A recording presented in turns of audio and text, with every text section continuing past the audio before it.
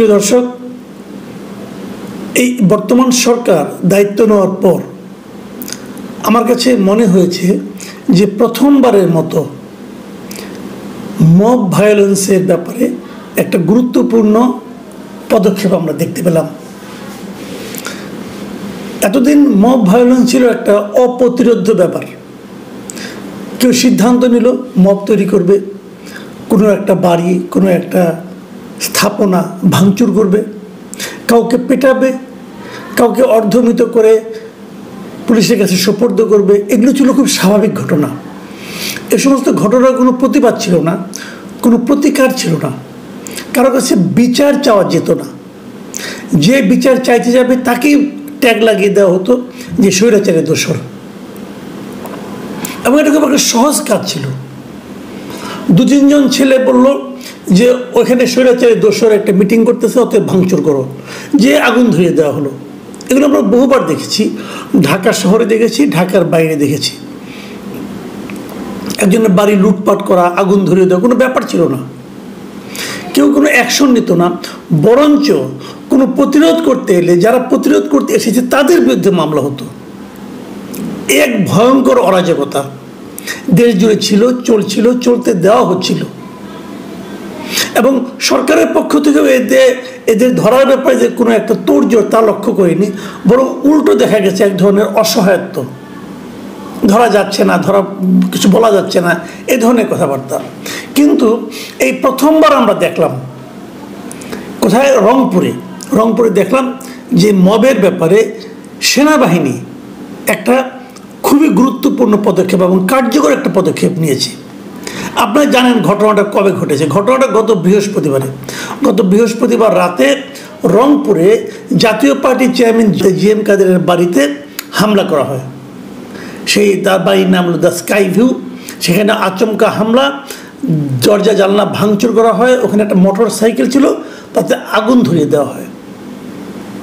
এবং এই ঘটনাটা ঘোষণা দিয়ে কিন্তু হয়েছে তারা সেটা করবে। কেন জিএম কাদের রংপুরে এলো এটা নিয়ে তাদেরকে আসতে দেওয়া হবে না, এটা কোন আইনে পরে কেউ জানে না, কেউ কিছু বলতে পারবে না। জিএম কাদেরকে স্বৈরাচারের দোসর হিসেবে আখ্যায়িত করে তার বাড়িতে হামলাটা চালানো হলো। এর সঙ্গে বিএনপিও জড়িত ছিল বলে কেউ কেউ বলছে। বৈষম্য বিরোধী ছাত্র আন্দোলনের কিছু নেতা ছিল বলে বলা হচ্ছে।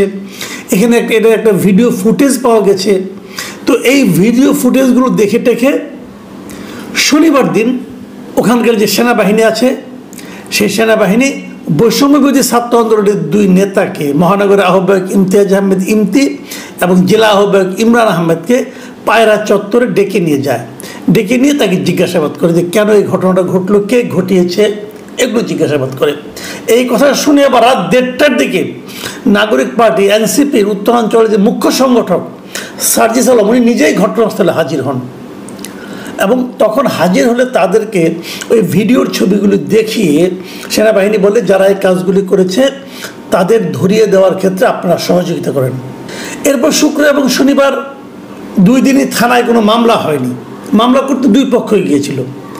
জাতীয় পার্টি গিয়েছিল, তারা ওই ছাত্রদের কয়েকজনকে আসামি করে মামলা করতে চেয়েছিল, থানা মামলা নেয়নি। উল্টো আবার ছাত্রদের বৈষম্যবিরোধী আন্দোলন যারা আছে তারাও আবার জাতীয় পার্টির মূল নেতা জিএম কাদের, ওখানকার মেয়র যে সাবেক মেয়র, এদের সবাইকে আসামি করে তারাও একটা মামলা করতে গিয়েছিল, সেই মামলাও নেওয়া হয়নি। রবিবার দিন অবশ্য 2 দিন পর, ঘটনা 2 দিন পর দুই পক্ষের মামলায় পুলিশ নিয়েছে। আচ্ছা, এই যে নিল, তারপর কি দেখলাম আমরা? রবিবার দিন সন্ধ্যায় একটা জিনিস আমরা লক্ষ্য করলাম, সেটা হলো সার্জিস আলম একটা ফেসবুকে স্ট্যাটাস দিল, বিশাল একটা স্ট্যাটাস। সেই স্ট্যাটাসের শিরোনাম কি? রংপুর ও আওয়ামী লীগের বি টিম জাতীয় পার্টি ইস্যু। মানে পুরো ঘটনাটাকে সে তার মতো করে বর্ণনা করে সে ফেসবুকে একটা স্ট্যাটাস দিল। এবং সেই স্ট্যাটাসে কিন্তু উনি উনাদের কর্মকাণ্ডের এক ধরনের সাফাই গাওয়া শুরু করলেন। এবং এক পর্যায়ে তিনি বললেন, যিনি যা লিখেছেন, লেখাটা আপনারা শুনুন উনি কী বললেন। উনি বললেন, জিএম কাদেরের বাড়ির পুরনো বাইক আর সামান্য আগুন নিয়ে যাদের এত চিন্তা, তারা বিগত 9 মাসে আওয়ামী সন্ত্রাসী খুনিদের ধরতে কয়েকটা অভিযান চালিয়েছে, কতজনকে গ্রেপ্তার করেছে। এই যে কথাটা উনি লিখলেন, এই লেখাটার মূল লক্ষ্যটাকে সেনাবাহিনী, মানে যে সেনাবাহিনী ওই ঘটনার দায়ী ব্যক্তিদের ধরার জন্য ভিডিও ছবি দেখিয়ে তাদের কাছে সাহায্য চেয়েছেন এবং আগের রাতে যাদের সঙ্গে সাজিদ সালাম দেখা করেছেন, কথা বলেছেন, তাদেরকে উদ্দেশ্য করে কিন্তু সাজিদ সালামের এই লেখা। তার মানে সেনাবাহিনী যে ওই লোকজনকে ধরতে চেয়েছেন এটা সাজিদ সালামের পছন্দ হয়নি।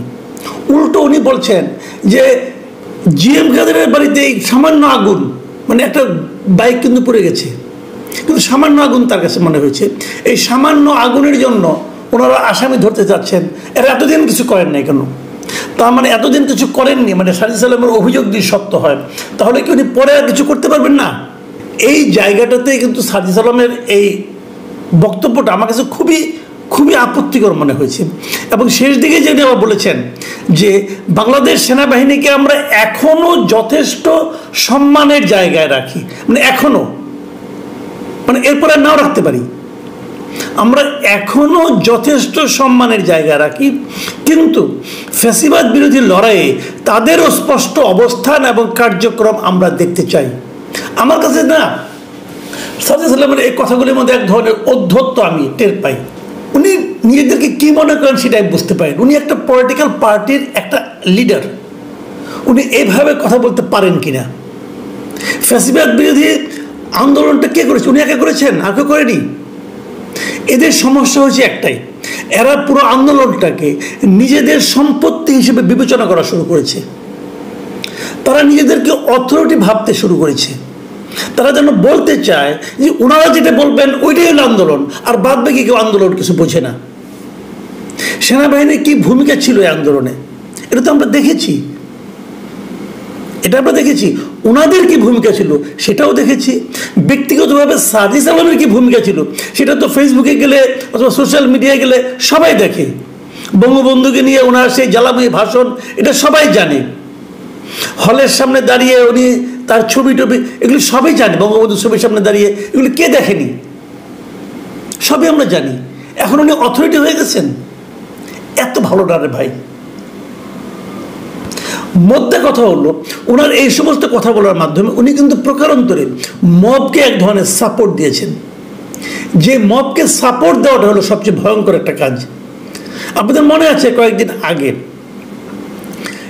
সেনা কর্মকর্তাদের সঙ্গে আপনার সেনাপ্রধানের একটা যে বৈঠক ছিল, সেই বৈঠকে যতটুকু খবর আমরা বাইরে পেয়েছিলাম বিভিন্ন মাধ্যম থেকে এসেছিল, সেখানে কিন্তু মবের বিরুদ্ধে সেনাপ্রধানের একটা দৃঢ় একটা প্রতিজ্ঞার কথা প্রকাশিত হয়েছিল এবং উনি বলেছিলেন আর কোনো মব আমরা দেখতে চাই না।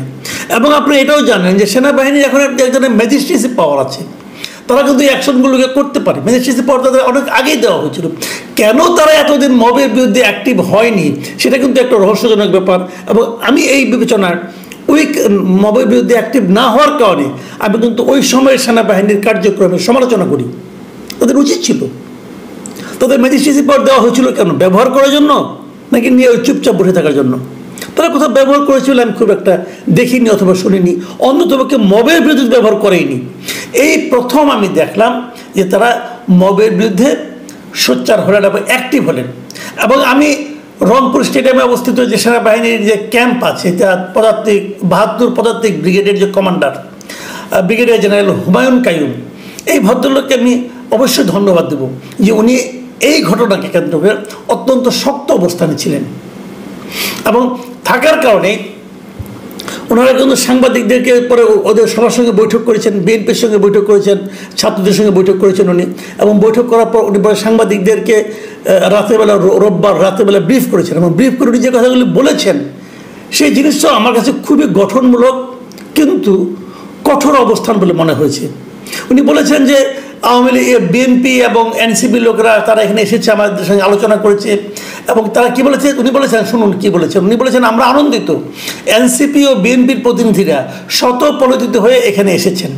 তাদের যেসব কর্মী ও সহযোদ্ধা আবেগে হোক বা যে কোনো কারণে হোক আইন নিজের হাতে তুলে নেওয়ার চেষ্টা করেছিলেন, কিছু কর্মকাণ্ড করেছিলেন, আমরা তাদের চিহ্নিত করার সুযোগ দিয়েছিলাম। তারা নিজে থেকে এসেছেন, তারা এরকম আর কিছু করবেন না ভবিষ্যতে। আমরা আশা করব তারা তাদের রাজনৈতিক কর্মকাণ্ড যেটা নিয়মের মধ্যে পড়ে সেভাবে চালিয়ে যাবেন, কিন্তু কোনো ধরনের ভাঙচুর কোনো কিছু নষ্ট করা, মবের মাধ্যমে অন্যায়ভাবে বাধা সৃষ্টি করা, এসব কর্মকাণ্ড শুধু রংপুরে কেন, বাংলাদেশের কোথাও করার সুযোগ নেই। এই কথাটা আমি মনে করি ইম্পর্টেন্ট।